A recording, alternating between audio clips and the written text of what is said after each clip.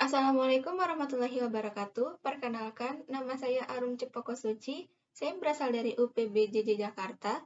Saya dari jurusan Teknologi Pangan. COVID-19 merupakan wabah penyakit baru. Hadirin yang saya hormati, pertama-tama, marilah kita panjatkan puji syukur kita kehadirat Tuhan Yang Maha Esa atas izin dan nikmatnya kita dapat hadir dalam rangka penjelasan tentang COVID-19 yang sudah terjadi beberapa bulan yang lalu. COVID-19 atau Coronavirus Disease 2019 merupakan penyakit menular yang disebabkan oleh SARS-CoV-2, merupakan salah satu jenis coronavirus. Penderita COVID-19 dapat mengalami demam, batuk kering, dan kesulitan bernapas. Apabila ada penyakit bawaan seperti diabetes, hipertensi, kolesterol, dan jantung, dapat menyebabkan komplikasi penyakitnya serius. Penyakit ini disebabkan melalui hewan yang menjangkit kepada manusia, ditemukan dari kota Wuhan di Cina. Orang yang terinfeksi memiliki gejala ringan seperti demam, batuk kering, dan kesulitan bernapas. Gejala dapat berkembang menjadi penyakit pneumonia berat, serta bisa menyebabkan kematian karena adanya komplikasi dari penyakit yang ada. Tindakan pencegahan untuk mengurangi infeksi penularan yaitu dengan tetap berada di rumah, menghindari kerumunan, sering mencuci tangan setelah berpergian atau beraktivitas, menjaga kebersihan lingkungan, tidak menyentuh mata, hidung, dan mulut dengan tangan yang kotor, memakan makanan yang sehat dan higienis, melakukan pola hidup yang sehat dan bersih. Dari adanya kejadian wabah tersebut sangat berdampak pada semua aspek kehidupan. Dari aspek kesehatan masyarakat, aspek ekonomi, aspek pendidikan, aspek politik, serta aspek kondisi sosial masyarakat yang semuanya mengalami dampak serius. Aspek kesehatan masyarakat di mana semua fasilitas kesehatan seperti rumah sakit, puskesmas, bidan, maupun klinik semuanya penuh dengan pasien yang membludak, mengakibatkan kurangnya tenaga kesehatan dan kurangnya pelayanan yang diberikan kepada pasien. Selain itu, banyaknya tenaga kesehatan yang berguguran akibat pandemi ini karena faktor tertular oleh virus tersebut maupun kelelahan merupakan dari jumlah pasien yang membludak. Aspek ekonomi yang menyebabkan krisis keuangan bagi lapisan masyarakat karena banyaknya tenaga kerja yang mengalami PHK dan mengakibatkan banyaknya pengangguran. Dengan meningkatnya jumlah pengangguran merupakan tantangan terbesar bagi pemerintah untuk mengatasinya. Oleh karena itu, pemerintah membuat bantuan gratis bagi mereka yang membutuhkan.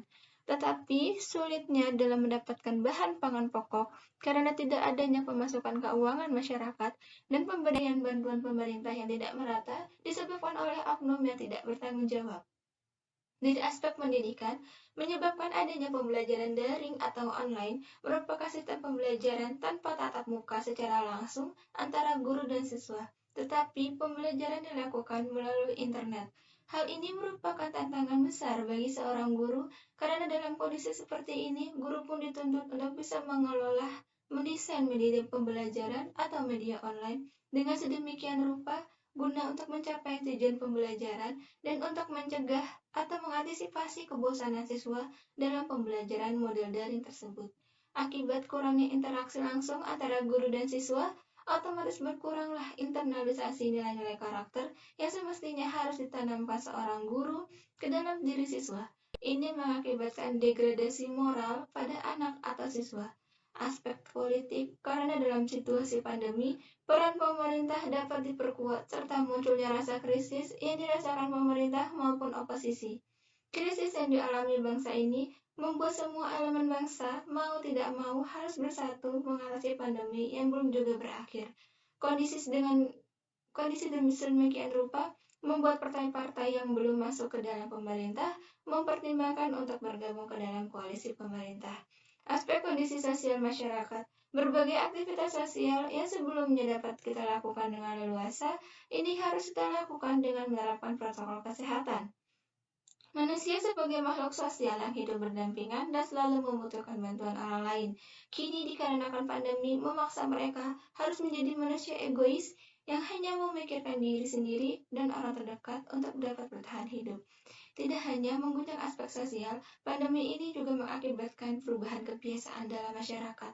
Tidak hanya mengguncang dari segi budaya masyarakat, dan juga dari kebiasaan yang sebelumnya non-virtual bergeser ke arah budaya masyarakat virtual, yakni masyarakat yang aktivitas sosialnya dilakukan secara virtual menggunakan media sosial. Tetapi, dengan adanya usaha dan kerjasama antar seluruh lapisan masyarakat, COVID-19 dapat diatasi dengan adanya vaksin yang telah ditemukan oleh pakar dan ahli kesehatan. Oleh karena itu, pemerintah mewajibkan masyarakat untuk melakukan vaksin dari mulai anak-anak sampai orang dewasa maupun lansia dengan ketentuan yang berlaku supaya kita terhindar dari COVID-19. Pembelajaran yang didapat dari adanya wabah tersebut, kita harus menjalankan pola hidup sehat dan bersih dan harus memiliki planning ke depan atau membuat tabungan atau investasi agar ketika mengalami krisis moneter, kita memiliki simpanan untuk kelangsungan hidup serta memiliki jaminan sosial atau jaminan kesehatan untuk kedepannya supaya kita bisa mendapatkan pelayanan yang lebih baik lagi. Demikian uraian yang dapat saya sampaikan. Semoga bermanfaat bagi kita semua. Mohon maaf yang sebesar-besarnya atas segala kekurangan. Terima kasih. Wassalamualaikum warahmatullahi wabarakatuh.